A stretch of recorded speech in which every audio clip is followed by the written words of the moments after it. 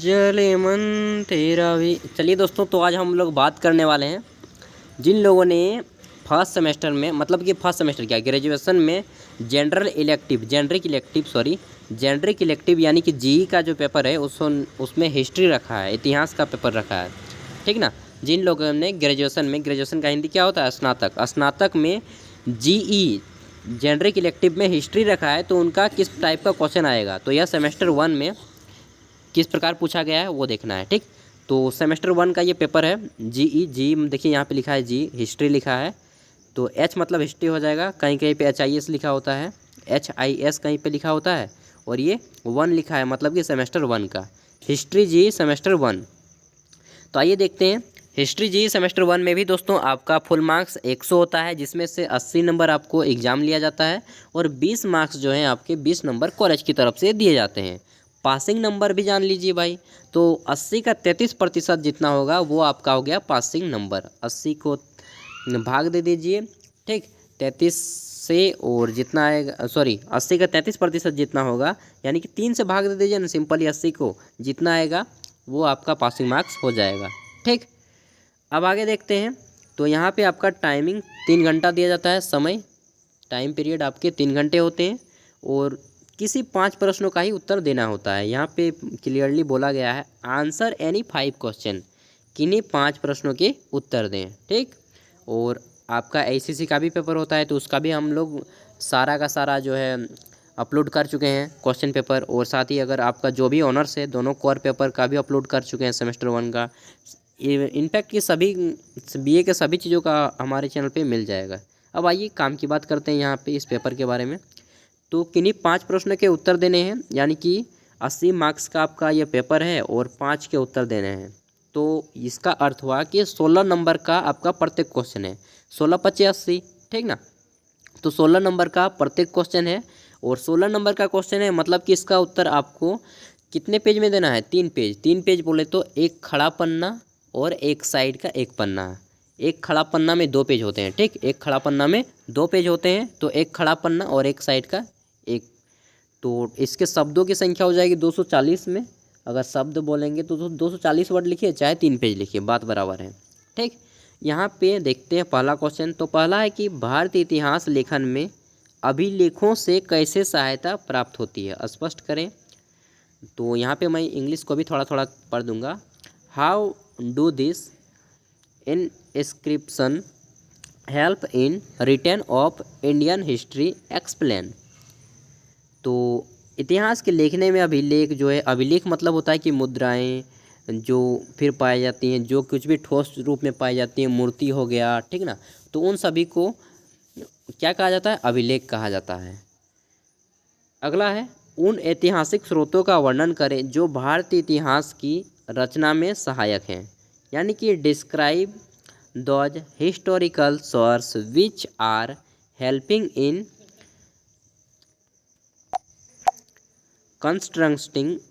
Constructing Indian history, ठीक। तो यहाँ पे क्या बोला गया कि उन ऐतिहासिक स्रोतों का वर्णन करना है जो भारतीय इतिहास की रचना में सहायक हैं। तो कौन से ऐतिहासिक स्रोत हैं वो आपको बताने हैं। अगला है आपका कि देखिए, ये जो सेमेस्टर 1 और 2 में पढ़ेंगे ना, यह पूरा प्राचीन इतिहास पढ़ेंगे। उसके बाद 3 और 4 में चल जाएंगे तो आप मध्य इतिहास पढ़ेंगे, मध्यकाल का, और 5 और 6 में चल जाएंगे तब आप आधुनिक इतिहास पढ़ेंगे, ठीक। यहाँ पे मैंने आपको सारा सिलेबस कवर करवा दिया एक तरह से मोटा मोटा। अगला क्वेश्चन है आपका, मतलब कि और में है, अगर आप 2 को बनाएंगे तो इसको नहीं बनाएंगे, और अगर इसको बनाएंगे तो क्वेश्चन नंबर वो जो ऊपर लिखा है उसको नहीं बनाएंगे। यहाँ पे बोला जा रहा है कि भारतीय इतिहास लेखन में साहित्य के योगदान का वर्णन करें, यानी कि narrate the contribution of literature in writing of Indian history, ठीक।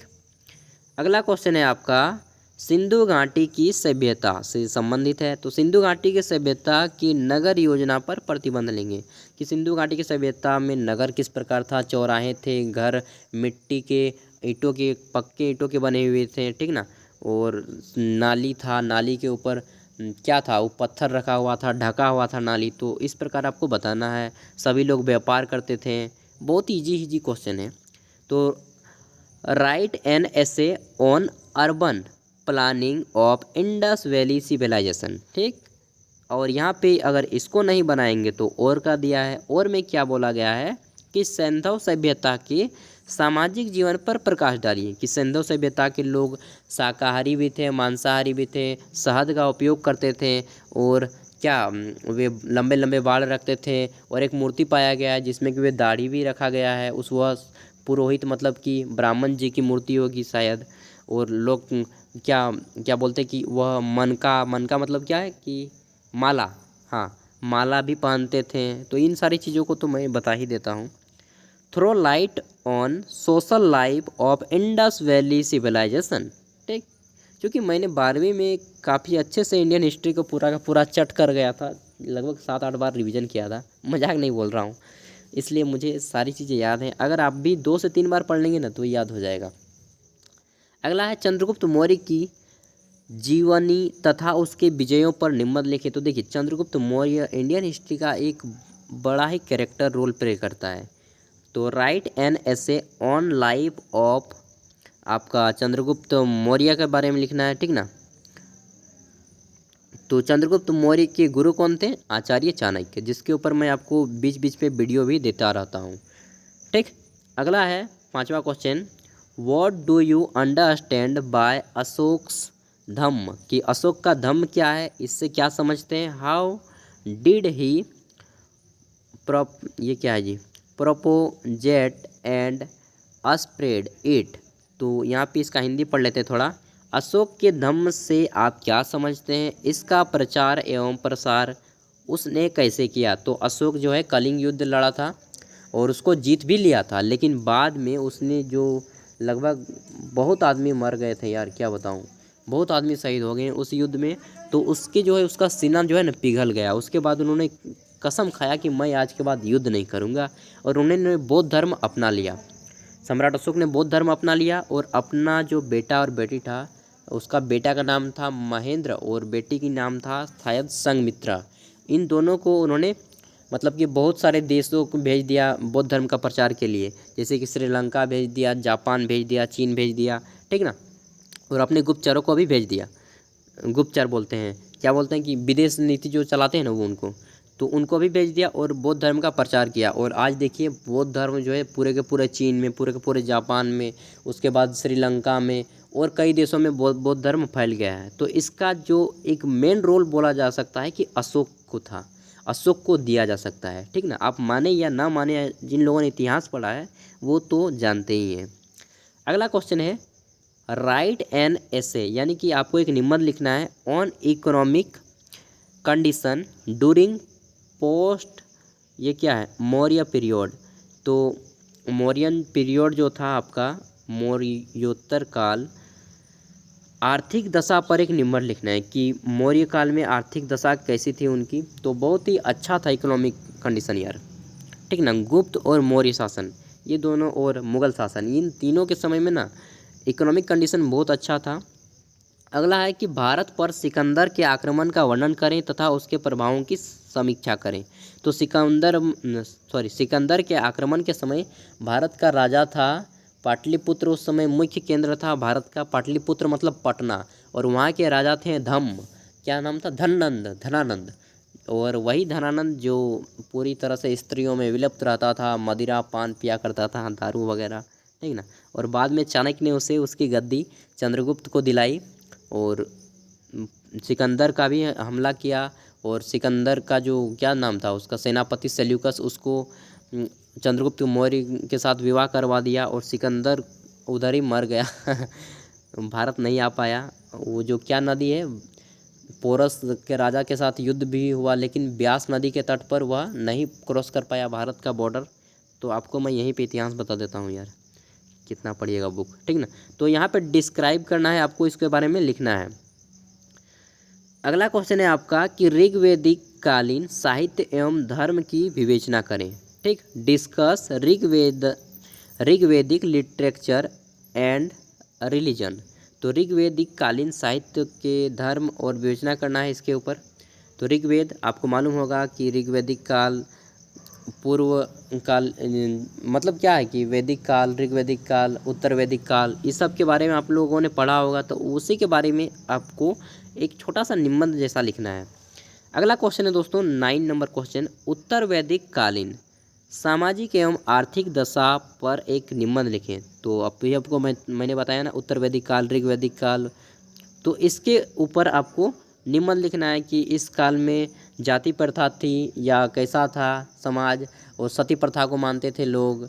इस टाइप की जितने भी आप चीज़ें जानती हैं ना, सारा नोट कर दीजिए दोस्त। हिस्ट्री से आसान कोई सब्जेक्ट नहीं है, मैं बता दे रहा हूँ।